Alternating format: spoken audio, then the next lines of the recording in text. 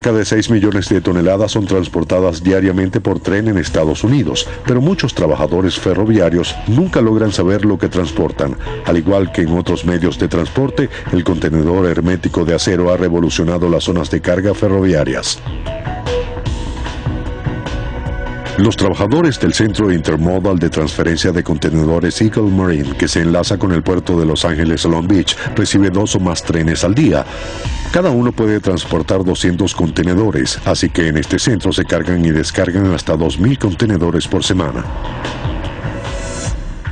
Quizás los contenedores de acero sean algo nuevo, pero las mercancías han sido transportadas en trenes casi desde que el primero de ellos se puso en marcha. Alrededor de 1830 o 1831 se crearon los primeros vagones de carga y se realizaron pruebas con diferentes modelos.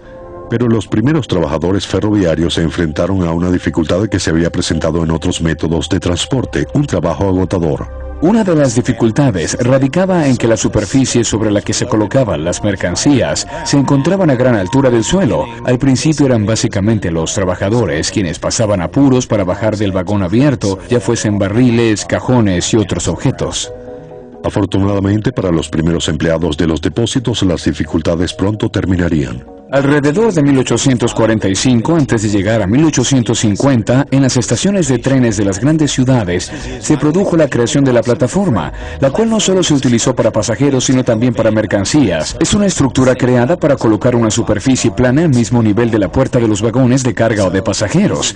En lugar de tener que levantar con esfuerzo las mercancías del vagón de carga para colocarlas en el suelo, es más fácil descargarlas en esta plataforma, en cuyo extremo hay una larga rampa que puede colocarse ante un vehículo con ruedas como una carretilla o un vagón. Donde no se disponía de plataformas, los trabajadores utilizaban carretillas para las cajas y baúles que por ser pequeños podían transportarse manualmente. Estas son algunas de las primeras carretillas para equipajes y de las mercancías que se transportaban en ellas. Por lo general se les llevaba a las afueras de la estación, se colocaba la carga de las furgonetas o camiones y se llevaba hasta el vagón. Su altura era similar a la del vagón, a fin de que pudiera trasladarse la carga al mismo fácilmente.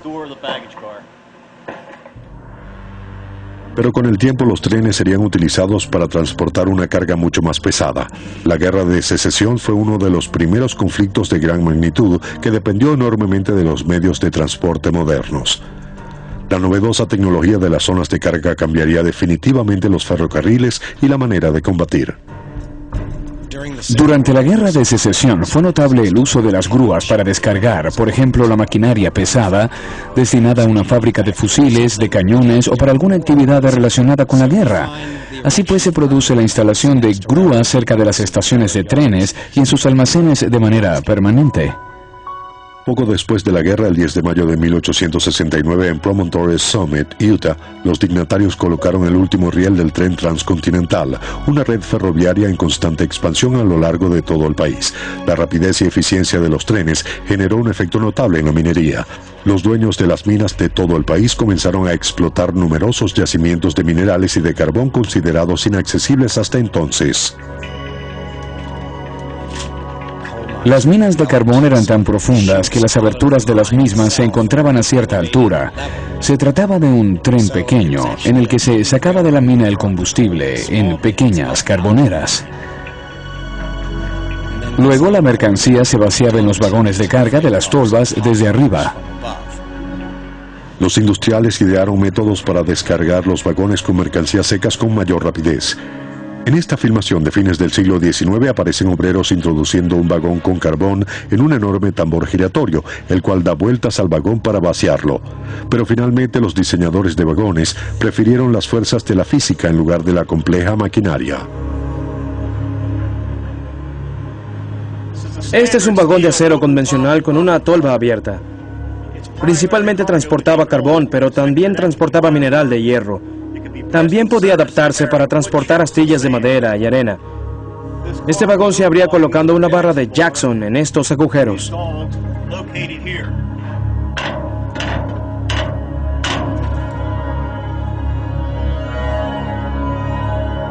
De esta manera, el vagón se colocaba en una rampa, se abría el depósito y gracias a la fuerza de gravedad, la carga del vagón caía en un vehículo de carga o en una gravera, como esta. La nueva estructura de las zonas de carga permitía la interrelación de los diferentes métodos de transporte. En la región de los Grandes Lagos, la minería y los buques evolucionaron paralelamente, pero a finales del siglo XIX los trenes se incorporaron al conjunto. Los trenes fueron incluidos en los sistemas de carga. Los vagones transportaban toneladas y toneladas de mineral que eran almacenadas en tolvas que formaban parte de las zonas de carga.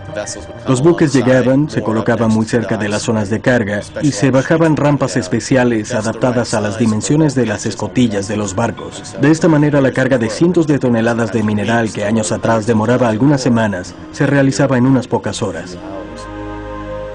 Pero no siempre se trataba de mercancías secas. En los trenes se transporta toda clase de líquidos. Con la llegada del siglo XX aparece el vagón cisterna, que era un cilindro colocado sobre un vagón abierto. Básicamente, este vagón se llenaba gracias a la gravedad. Sin embargo, alguien tenía que subirse al techo para colocar la boquilla. Si se observa un vagón cisterna moderno, se apreciará una serie de escaleras y plataformas para que el personal pueda subirse y abrir y cerrar los sifones, colocar las boquillas y asegurarse de que los líquidos penetraran sin gotear. Durante los 50 años siguientes, las zonas de carga ferroviarias movilizaron la maquinaria de guerra estadounidense, abastecieron las industrias prósperas y distribuyeron los frutos de la creciente economía en tiempos de paz.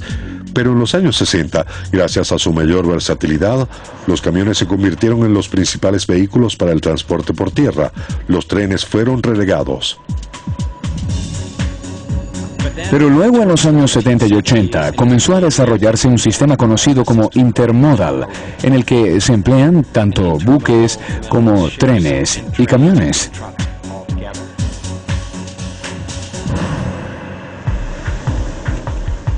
El sistema intermodal permitió que los trenes continuaran siendo parte del transporte terrestre.